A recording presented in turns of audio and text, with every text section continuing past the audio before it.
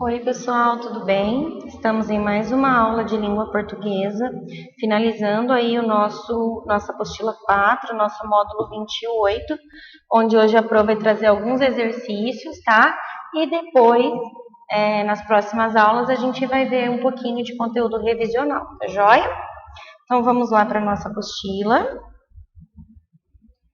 Para praticar, vamos testar? Leia um trecho da reportagem a seguir, em que são fornecidas informações sobre o robô Fátima.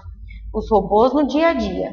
Descobertas científicas com os avanços do campo da inteligência artificial, muitos robôs conseguem trabalhar em áreas complexas da biologia, fazendo experimentos para novos medicamentos. Por exemplo, depois a eficiência dos remédios devem ser checadas pelos humanos. Identificação de notícias falsas. Fátima, robô checador do site Aos Fatos, é capaz de verificar informações e alertar usuários de redes sociais e aplicativos de mensagens se eles estiverem compartilhando fake news. A gente vê que o acesso foi recente, em 2019, sobre esses robôs no dia a dia. Agora, marque a opção que corresponde a um sujeito. Aqui já está, com a resposta, que são muitos robôs, mas quando a gente traz aqui para o nosso texto, lembra que para eu saber qual sujeito eu tenho que fazer a perguntinha? Com os avanços no campo da inteligência artificial, muitos robôs conseguem trabalhar em áreas complexas da biologia. Quem consegue trabalhar em áreas complexas da biologia? Muitos robôs. Tá joia? Ao lado temos uma enquete. Ela pode ser considerada uma pesquisa de opinião, por quê? Então tá aqui a enquete, qual modinha fez mais sucesso em 2018? Massinha de slime, livros diários diário de um banana, álbuns da Copa do Mundo ou bichinhos squish. Então, como que eu sei que pode ser considerada uma pesquisa de opinião? Porque ela busca saber a opinião de um grupo específico sobre assunto pré-determinado, que nesse caso é a modinha que mais pegou aí as crianças. Observe o título desta manchete. Homem-Aranha no Aranhaverso é a melhor animação no Oscar. Então, vamos lá. O sujeito presente no título é... Vamos ver o título como que é? Homem-Aranha no Aranhaverso é a melhor animação do Oscar. Para eu descobrir o sujeito, eu tenho que fazer a perguntinha, Quem é a melhor animação do Oscar? No Oscar, o Homem-Aranha no Aranhaverso. Então, a resposta correta é a D, tá bom? Aí, pessoal, dando continuidade, aí nós temos o para conectar. População indígena de ontem e de hoje. Como você imagina que os indígenas vivem atualmente? Como cultivam sua cultura e mantêm suas tradições? Leia os dois textos a seguir. Texto 1. Quem são? Existem mais de 250 povos indígenas no Brasil. São mais de 890 mil pessoas falando mais de 150 línguas indígenas. Apesar de existir uma grande diversidade de culturas e línguas entre os povos indígenas no Brasil, a época da chegada dos colonizadores essa diversidade era muito maior. Vários estudos indicam que no século XVI havia entre 2 e 4 milhões de índios que pertenciam a mais de 1.000 povos e falavam mais de 1.000 línguas diferentes. Durante milhares de anos, os povos que viviam no continente americano conviveram, compartilharam experiências e ideias e estabeleceram relações de troca, criando um conjunto de características comuns. Esse conjunto de características permite chamar de ameríndios a todos os índios da América do Norte, Central e do Sul. Eles são os povos originários das Américas e até hoje se relacionam e compartilham conhecimentos. Uma outra característica que marca a história comum desses povos é a experiência da colonização, isto é, o impacto que as violentas ações dos colonizadores gerou nas suas vidas.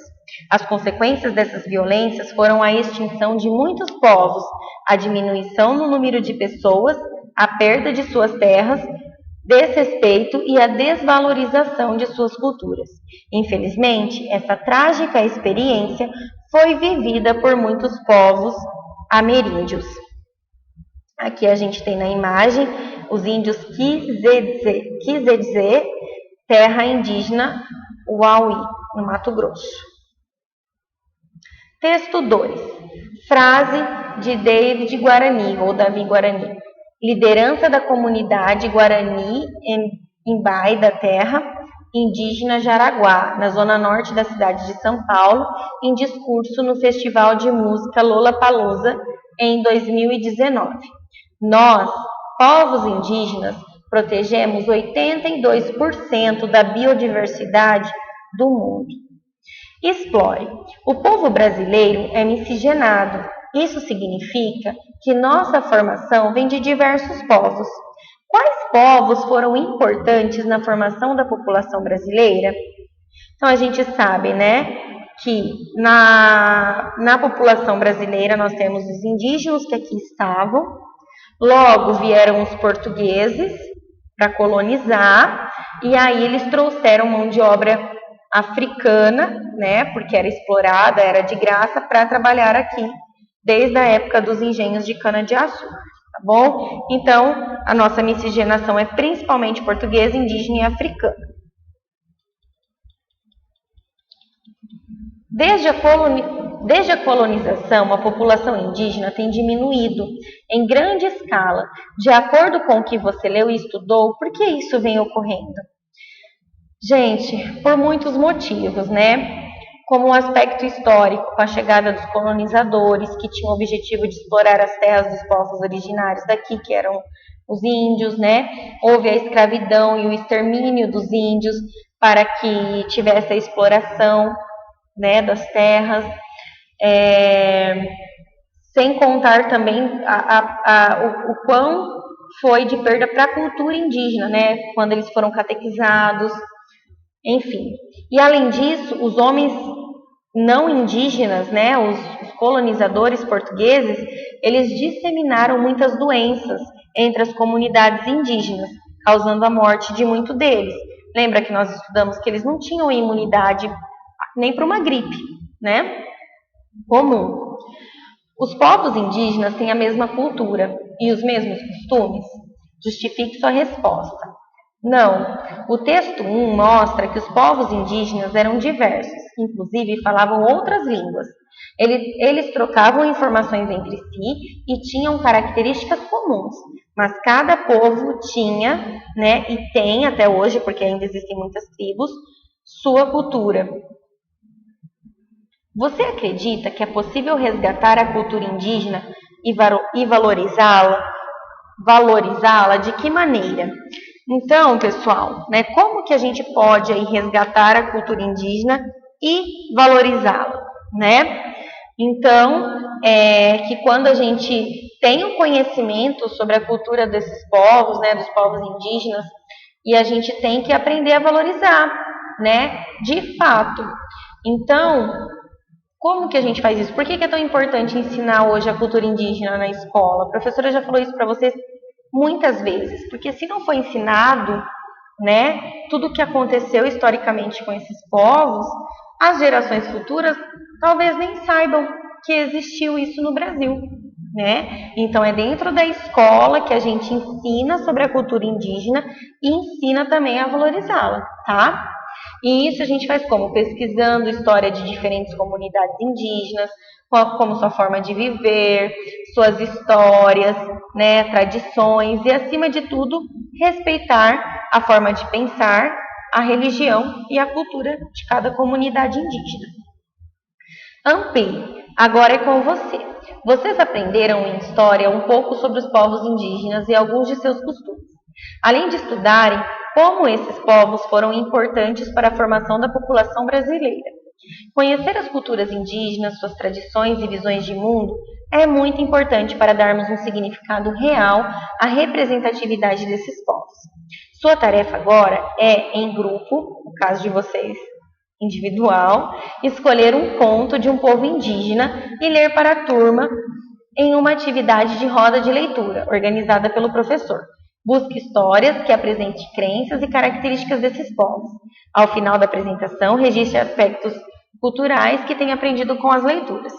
Bom, nós estudamos aqui, por exemplo, a lenda do Guaraná, né? Existem outras lendas indígenas, tá? Na qual vocês podem estudar, vocês podem ler, podem contar para os familiares de vocês, né? E depois vocês vão registrar aqui alguns aspectos culturais de acordo com a lenda ou com as lendas que você leu, tá bom? Por exemplo, vocês podem colocar que era comum a caça, a agricultura, as mulheres realizam mais tarefas domésticas, né? Porque às vezes dentro das lendas vocês veem isso, né? Que fala um pouquinho da cultura e aí vocês colocam aqui, tá? Valorizando aí a particularidade da lenda ou da tribo que vocês escolheram aí para ler alguma lenda, tá bom? Então, pessoal, a nossa aula de hoje termina por aqui. Espero que vocês tenham gostado. Nós finalizamos a nossa apostila 4. Contudo, se permaneceu alguma dúvida, levem para a live que a Pro vai ajudá-los, tá bom? Lembrando que nas próximas aulas nós realizaremos conteúdo revisional. Um beijão e até mais!